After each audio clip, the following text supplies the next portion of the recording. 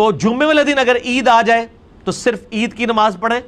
جمعہ نہ پڑھیں، اس کی جگہ آپ ظہر پڑھیں گے۔ سنن ابی داؤد میں یہ حدیث موجود ہے، اور الموطا امام مالک میں حضرت عثمان غنی رضی اللہ تعالیٰ عنہ کا فتویٰ موجود ہے کہ ان کے دور میں بھی ایک دفعہ جمعے والے دن عید آئی تو انہوں نے کہا جس نے عید پڑھ لی ہے اب وہ جا سکتا ہے، اس کی مرضی ہے چاہے جمعہ پڑھے چاہے نہ پڑھے۔ تو آپ پڑھنا چاہیں تو پڑھ بھی سکتے ہیں، لیکن آپ پہ اوبلیگیشن نہیں ہے۔ البتہ اگر نہیں پڑھیں گے جمعہ پھر ظہر کی نماز پڑھنی ہوگی، یہ نہیں ہے کہ ظہر بھی فارغ ہو جائے گی۔ بالکل یہ ہوا ہے، پاکستان میں تو ہفتے والے دن عید تھی 16 جون 2018 کو، لیکن عرب ملکوں میں آپ کو پتا ہے کہ ایک دن پہلے جمعے والے دن ہی عید آ گئی تھی۔ تو یہ صحیح سند کے ساتھ حدیث موجود ہے سنن ابی داؤد کے اندر،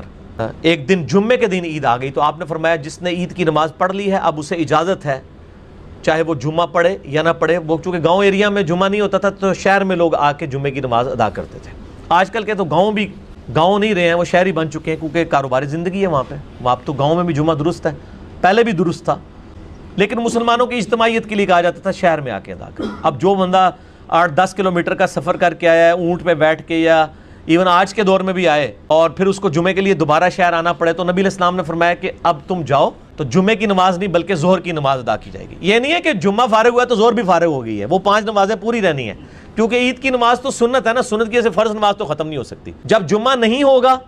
تو آپ ظہر پڑھیں گے۔ جیسے بخاری میں حدیث ہے، ایک دن بارش ہوئی، عبداللہ ابن عباس کہتے ہیں نبی علیہ السلام نے اذان میں یہ چیز ایڈ کروائی، صلو فی الرحال، گھروں میں ہی نماز پڑھ لو۔ تو گھر میں اب جمعے کی نماز نہیں ہوگی، جمعے کی نماز جماعت سے ہوتی ہے،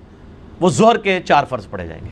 عید کی نماز اگر کسی کی رہ گئی ہے کوئی حرج نہیں، سنت نماز ہے، کوئی گناہ بھی نہیں ہے اگر کسی کی چھوٹ گئی ہے، فرض نماز تو ہے نہ اس کے ایکویلنٹ کچھ پڑھنا ہے۔ البتہ چونکہ وہ خطبہ اصل میں امپورٹنٹ ہوتا ہے، مسلمانوں کی ایک اجتماعیت ہے، تو چونکہ ایک تقریر آپ صبح سن چکے ہیں مولوی صاحب کی، اب پھر اسی دن آپ کو دوسری تقریر بھی برداشت کرنی پڑ جائے تو ایک دن میں 2 تو نہیں نا۔ صحیح بخاری اور مسلم دونوں میں حدیث ہے، عبداللہ ابن مسعود کہتے ہیں نبی صلی اللہ علیہ وآلہ وسلم ہمیں ہفتے میں صرف ایک دن درس دیتے تھے۔ ان کو کسی نے کہا آپ روزانہ میں درس دیں، آپ بڑا اچھا درس دیتے ہیں، تو ابن مسعود نے کہا کہ نبی علیہ السلام بھی روزانہ درس نہیں دیتے تھے، ایک ہی دن دیتے تھے، اس لیے کہ ہم اکتا نہ جائیں۔